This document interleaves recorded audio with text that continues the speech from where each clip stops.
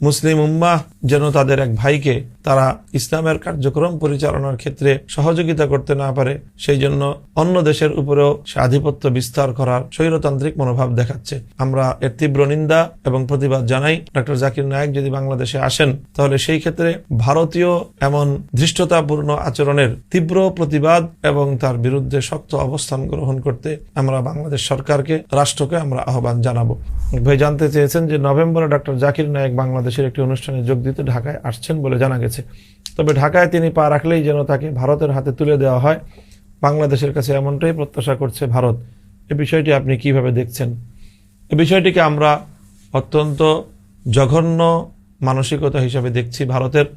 ভারত বাংলাদেশকে কতটা তার আশ্রিত রাজ্য হিসেবে এখনো দেখার চেষ্টা করে, ভারতীয় আধিপত্যবাদী একটি দৃষ্টিভঙ্গি হিসেবে আমরা এটাকে চিত্রিত করতে চাই।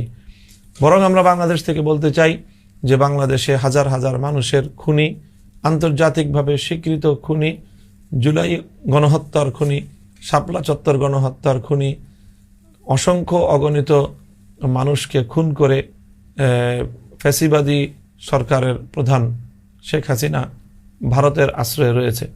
বাংলাদেশের আদালতের পক্ষ থেকে ওয়ারেন্টভুক্ত আসামি সে ভারতে আশ্রয় নিয়ে সেখানে সে তার কার্যক্রম পরিচালনা করছে। সেখান থেকে বাংলাদেশের অভ্যন্তরে নানা ধরনের উস্কানি প্রদান করে যাচ্ছে। সেই আসামিকে বাংলাদেশে হস্তান্তর করাটা ভারত জরুরি মনে করছে না, অথচ ডক্টর জাকির নায়েকের মতো একজন ইসলামের দাওয়াত প্রদানকারী ব্যক্তি, যাকে শুধুমাত্র ইসলামের দাওয়াত প্রদান করার অপরাধেই ভারত তার হিন্দুত্ববাদী আচরণ, সাম্প্রদায়িক আচরণের ভিত্তিতে ডক্টর জাকির নায়েকের যাবতীয় কার্যকলাপ ভারতে নিষিদ্ধ করে রেখেছে, সম্পূর্ণ অন্যায়ভাবে এবং ইসলাম বিদ্বেষী মনোভাবের সূত্রে। নিজে এমন কার্যক্রম পরিচালনা করেছে নিজ দেশে ভারত, উপরন্তু মুসলিম উম্মাহ যেন তাদের এক ভাইকে তারা ইসলামের কার্যক্রম পরিচালনার ক্ষেত্রে সহযোগিতা করতে না পারে, সেই জন্য অন্য দেশের উপরেও সে আধিপত্য বিস্তার করার স্বৈরতান্ত্রিক মনোভাব দেখাচ্ছে। আমরা এর তীব্র নিন্দা এবং প্রতিবাদ জানাই।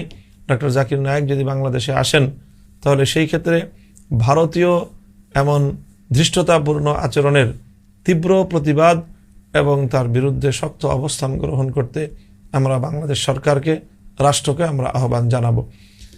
আমরা চাই যে ডক্টর জাকির নায়েক সাহেব তিনি তার দাওয়াতি কার্যক্রম পরিচালনা করুন, তবে এক্ষেত্রে আলেম ওলামাদের পরামর্শ এবং মতামত নিয়ে তিনি যেন তার কার্যক্রম পরিচালনা করেন, এতে তার দাওয়াতি কার্যক্রম আরও বেশি ফলপ্রসূ হবে বলে আমরা আশাবাদী।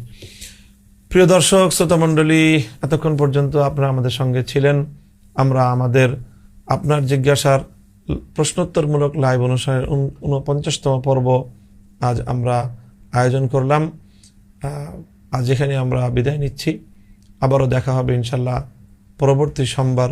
ততদিন আল্লাহ আমাদের সকলকে ভালো রাখুন, সুস্থ রাখুন, আমাদের সকলের মঙ্গল করুন। ওয়া আখিরু দাওয়ানা আলহামদুলিল্লাহি রাব্বিল আলামিন। আসসালামু আলাইকুম ওয়া রাহমাতুল্লাহ।